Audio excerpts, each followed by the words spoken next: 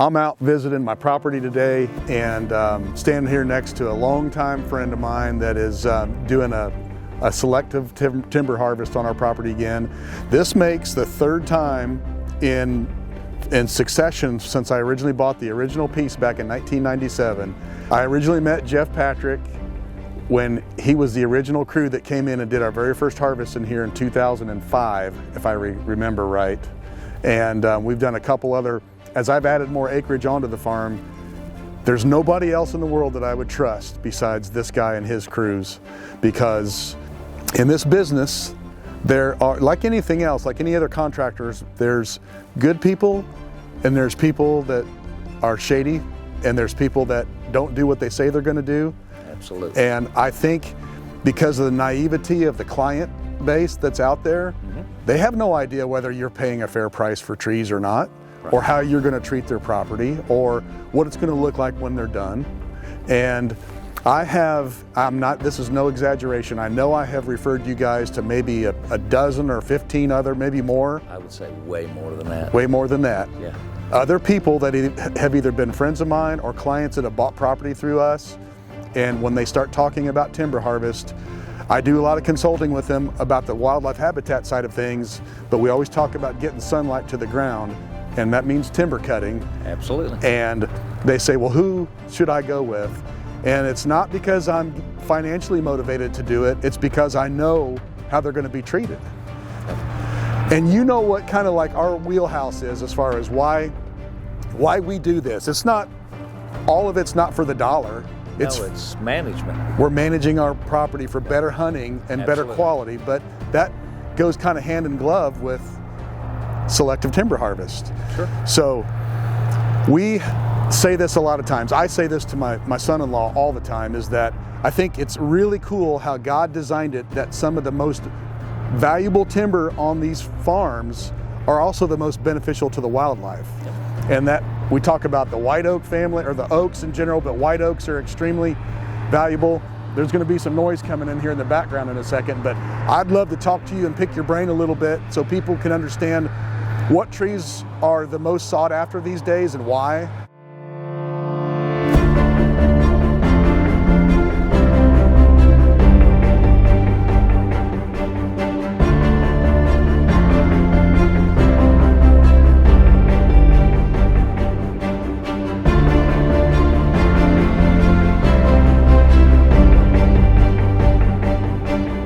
There's some content out there about timber, and people understand the general concept that harvesting timber is a good thing and it's a healthy management practice on your property.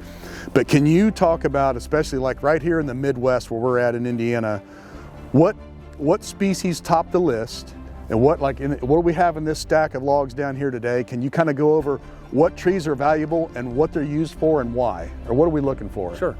This being a selective harvest, we're cutting about every species in this area, from high quality white oak to walnut, all the saw timbers, red oak, white oak, poplar. Your woods, particular woods on this harvest, is heavy to the hickory and poplar. Mm-hmm. And I think the hickory is probably because people's passed on it in previous years. Sure. As far as what it's used for, the white oak, the higher quality stuff, the walnut, it gets sliced into sheets of veneer.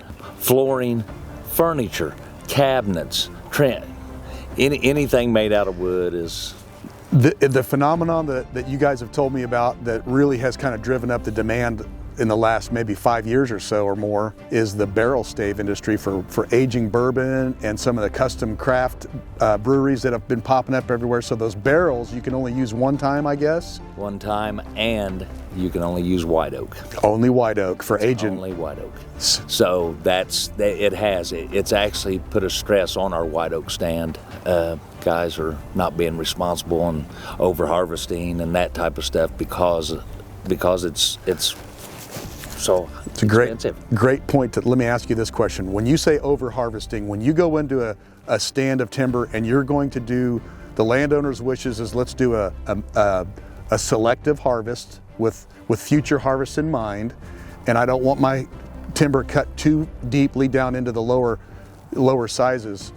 That's where I think a lot of people get a bad name in the industry, is because the folks don't know what they're selling, and those guys are in there cutting way down into smaller sizes, and it'll be forever, and it won't be in their lifetime where you could do it again in that woods. Absolutely. What are you looking at as like a minimum size and some other things that, like, is there a density per acre that you say we don't really want to take more than this number an acre, or what do you think?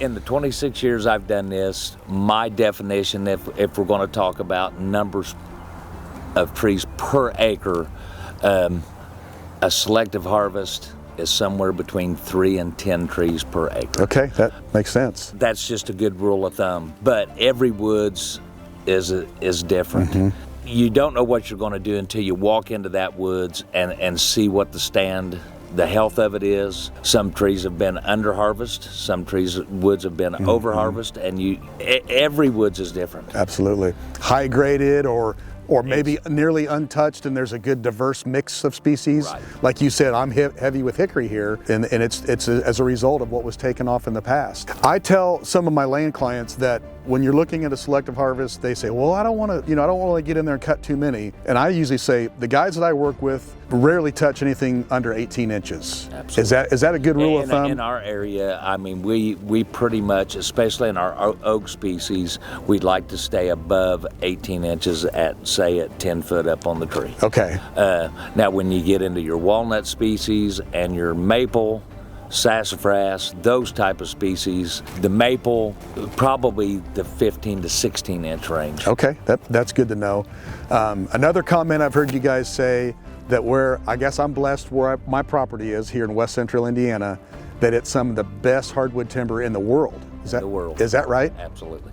Yes, this timber belt from here to where I live in Nashville, Indiana, is world renowned for its white oak. That's amazing. It is. That's really, really cool.